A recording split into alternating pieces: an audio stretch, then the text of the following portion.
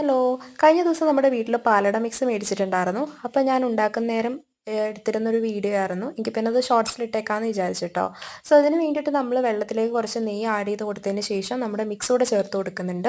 അതിനുശേഷം നന്നായിട്ടൊന്ന് ഇളക്കി കൊടുക്കുന്നുണ്ട്. ആ ഒരു അതിലെ അടയൊക്കെ ഒരുമാതിരി ഒന്ന് വെന്ത് വരുന്നത് വരെ നമ്മൾ നന്നായിട്ട് ഇളക്കി കൊടുക്കണം.